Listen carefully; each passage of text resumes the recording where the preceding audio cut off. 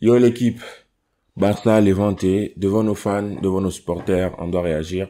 Retour d'Ansu Fati, tout ça après le générique.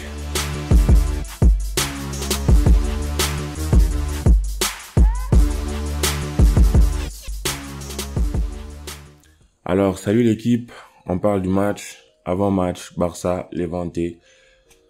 Bon voilà, franchement c'est le moment de réagir, c'est le moment de montrer que en fait, c'est la dernière chance pour Coman. Selon la presse, il n'avait que 3 matchs, ça va être le 3e.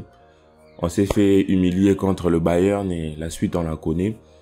Mais le problème, c'est que pendant les autres matchs, en fait, on n'a pas vraiment senti il y avait quelque chose. Moi, personnellement, j'ai trouvé qu'il n'y avait pas assez d'animation offensive. Il n'y avait pas assez de jeu, en fait. Il n'y avait pas assez de coordination, en fait. On avait l'impression que chacun faisait ce qu'il voulait. Mais bon, le match est passé. Là, on parle de Levante.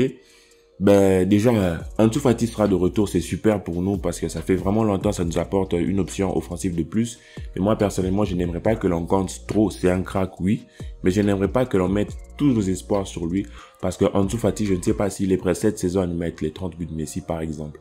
Donc, pour moi, il faut Ansu Fati, oui, Depay, oui, Dembélé qui reviendra, oui, tous les joueurs, Sterling, selon les rumeurs, oui, mais il faut une animation offensive. Il ne faut pas que chaque joueur prenne le ballon, fait ce qu'il veut, fait ce qu'il peut, marque ou pas. Non, il faut une véritable animation, essayer de créer quelque chose pour que les joueurs se trouvent entre eux.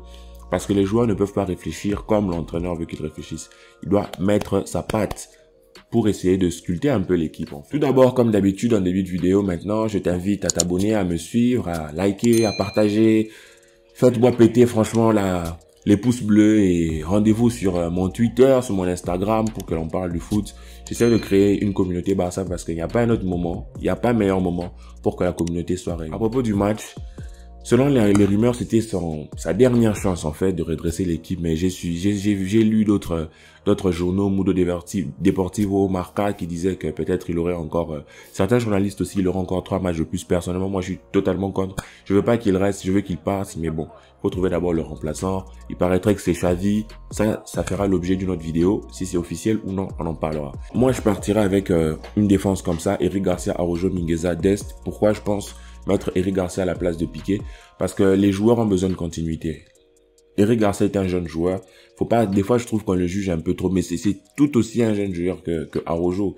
Donc, pour moi, Eric Garcia a besoin de continuité. Piqué, c'est bien, il peut nous aider lors des je sais pas, des coups de pied arrêtés, mais je pense que Eric Garcia doit jouer parce qu'il a besoin de continuité.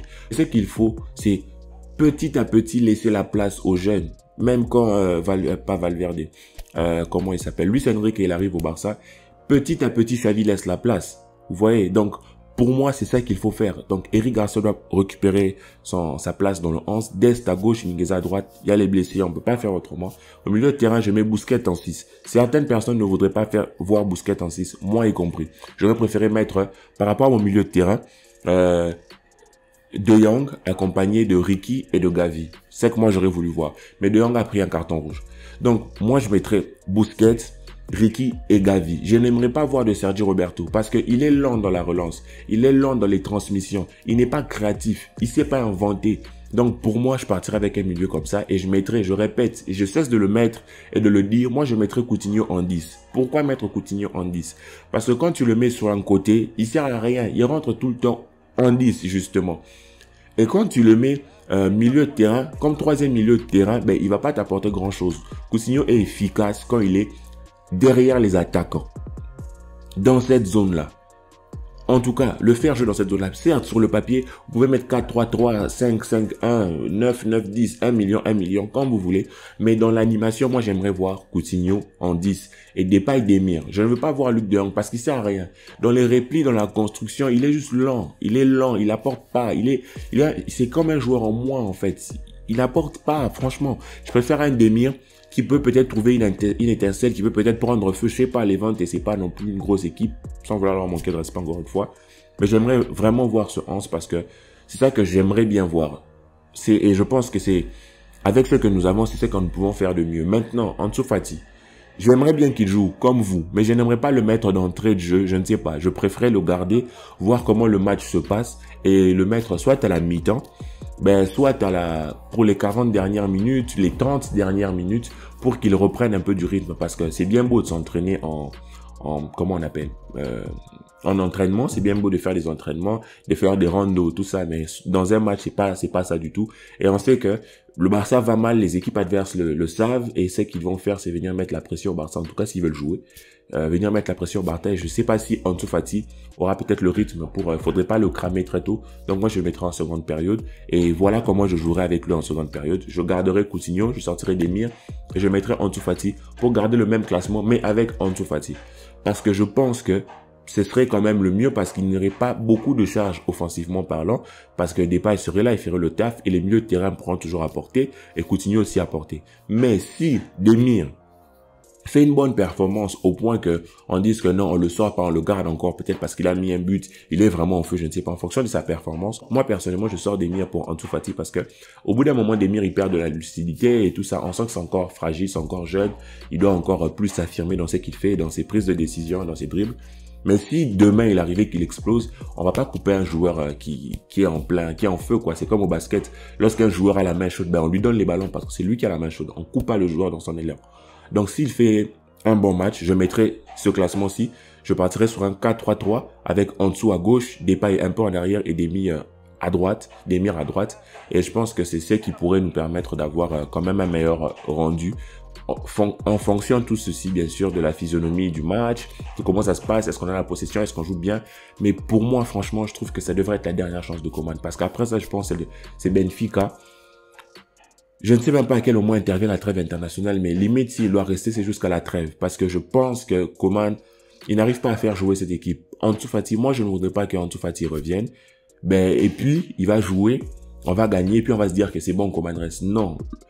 Il faut pas que... C'est ce qui s'est passé en fait avec Messi. Messi, c'était l'arbre qui cachait la forêt. On peut pas juste être là et se dire que non, on marque des buts, ça suffit. Non, parce que quand on sera contre les gros et que les gros vont se dire que, ok, on met un marquage individuel sur Messi, par exemple, à l'époque où il était là.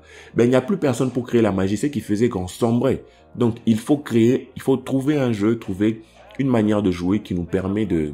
Désolé si je regarde pas tout le temps le capteur, je suis en train de réfléchir.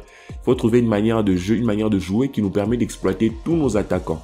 Et pour exploiter tous nos attaquants, il faut toute une animation offensive, je le répète. Et je n'ai pas l'impression que Coman fait ça. Coman, conférence de presse, tout ça, les après-matchs, quand il donne ses petites interviews, il dit toujours qu'on a des absents, Ok, on a des absents, mais on joue mal.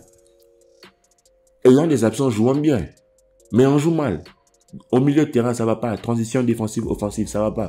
Donc, moi, personnellement, pour ce match, j'espère que ça se passera comme ça et qu'on pourra enfin gagner parce que ça urge. Il faudrait pas que l'on soit largué parce qu'on aura du mal à rattraper l'Atlético, le Real, Séville, tous ces autres clubs-là qui, eux, sont plutôt dans des assez bonnes dynamiques. Et je ne veux vraiment pas que le Barça joue l'Europa League. Ça serait une honte pour nous et ça serait vraiment une honte, ça serait limite catastrophique, ça serait catastrophique tout court. Donc moi j'aimerais que ça se joue comme ça et que l'on puisse pouvoir gagner ce match pour enclencher une bonne dynamique. Sinon, portez-vous bien, j'ai changé mon setup, vous me dites ce que vous en pensez. Barça analyse, comme vous voyez, Visca Barça, à plus, la famille.